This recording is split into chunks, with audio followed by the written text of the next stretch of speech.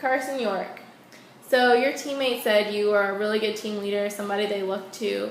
What do you do day to day to try and improve and to try and push yourself? I think my whole life I've sort of just really rated myself around or judged myself off the people I see around me.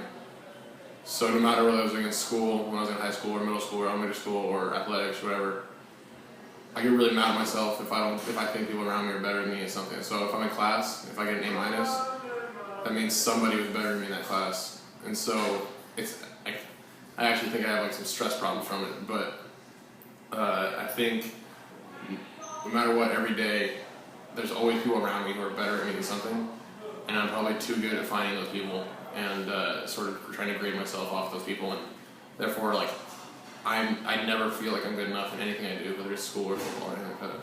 So it sounds like you use that as a way to kind of channel your motivation and really get better through that way. So you kind of lead by example. Yeah, I think I don't want to ever ask anything of anybody that I'm not doing myself. And so sometimes the things that really get me is when I see a younger guy doing something better than me, or doing something, or pushing themselves harder, and so it's like I need to step, I need to go beyond that, because I can't ask that guy to do anything if he's outworking me. Yeah. I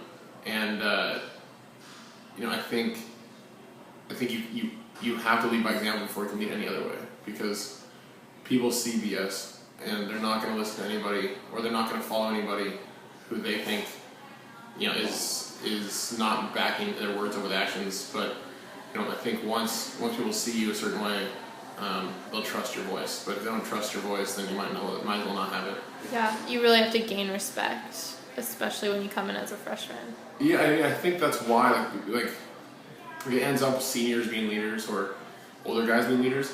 I don't necessarily think it's because they're better workers or better leaders or anything like that. It's just I think the reason it's that way is just because those guys have been around for so long that they've earned the right to have a voice. And it's not always that way. Sometimes there's guys like Taylor or Aaron, just guys who are younger guys who haven't been here very long, or as long as some other guys, but they put the way they handle themselves, makes their voice carry some weight. Yeah. What's something that you see in somebody and right away it makes you respect them? This is the way someone carries themselves. It's it's your day-to-day business, and it's really easy to tell who sort of addresses things in their life the right way.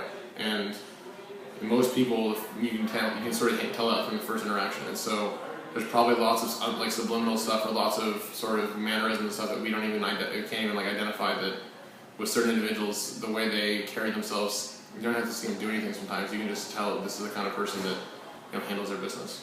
And that you want to be around. They're the right kind of person. Yeah.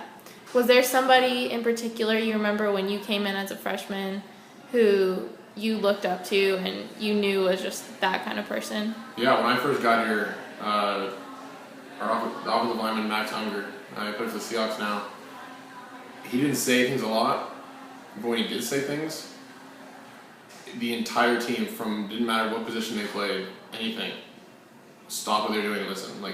I haven't seen anybody do that since he left, or anybody else. Because most guys have respect within their group of people, but I think it's just because he every day took care of his own business and all this stuff, and the way he went about things, he went about things better than everybody else, and with just the way he did stuff, and he didn't say things very often. So when he did say things, he meant it, and it was amazing how everybody sort of perked to attention as soon as he said anything. And actually, somebody else who was sort of like that was Nate Costa, and Nate unfortunately never got the chance to start in a game and stuff like that, and wasn't our starting quarterback. But when Nate said anything, it didn't matter what position you played. Everybody, was immediately on focus and to attention. And I think sometimes there's just things you were born with, and I don't have whatever those two guys had, and whatever that was is just something that's either instilled throughout your life before you get here, or just something you're born with. But there's certain men and certain women that are born with the gift of leadership. Well, it sounds like people definitely listen to you and respect you, so keep doing what you're doing. Thanks. Thank you very much.